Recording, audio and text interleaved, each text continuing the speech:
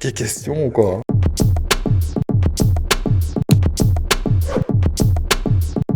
Je m'appelle Henri, je suis responsable du showroom chez Magifère depuis 2 ans. Je m'appelle Jean-Marc Catalini, il y a à peu près 10 ans que je travaille chez Magifère. Ma fonction au sein de l'entreprise, je suis le responsable du bureau et donc j'assure la jonction entre tout ce qui est la production et le commercial.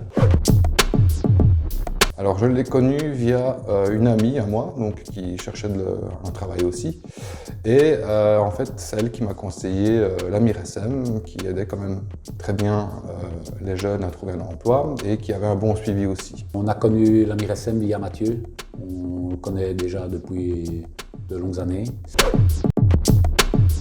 Il est très carré et très amusant. Sa capacité à s'adapter.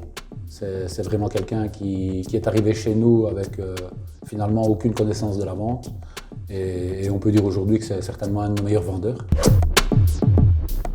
On m'a appelé, on m'a dit voilà, il y a un poste chez Magifère, est-ce que ça t'intéresse en tant que dessinateur et commercial? Je me suis rendu avec Mathieu à l'entretien, donc ça s'est plutôt bien passé. Il y a eu un bon suivi et donc j'ai signé directement donc, mon premier contrat de 6 mois. Nous cherchions quelqu'un capable de dessiner et Mathieu nous a présenté à la base Henri uniquement pour réaliser des plans techniques.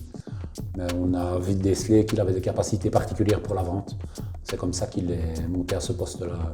Et je pense que ça a matché tout de suite, donc on n'a pas eu besoin du CV. Il faut savoir que chez nous, on utilise relativement peu la partie diplômée des gens. Ce qu'on veut, on cherche des personnes avec des capacités, étant donné qu'ils les avaient finalement, un diplôme c'est un bout de papier, les compétences au moins c'est du concret. La MIRSM revient souvent aux nouvelles de la personne qui a été embauchée pour voir si tout se passe bien, s'il y a des choses à améliorer.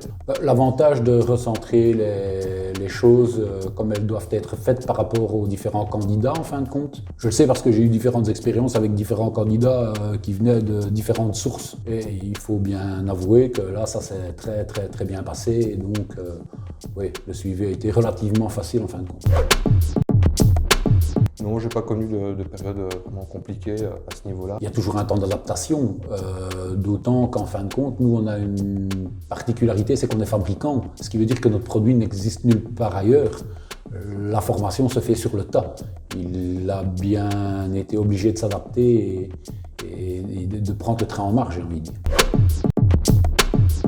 Moi. Lui, il pense qu'il est drôle, moi je le suis.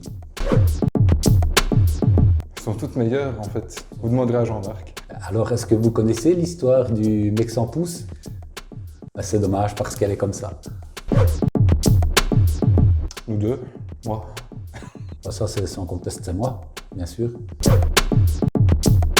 Jean-Marc. Ben, c'est moi, bien sûr. La guitare. Premièrement, c'est les courses cyclistes. Je suis un passionné de vélo. Et deuxièmement, je joue de la guitare.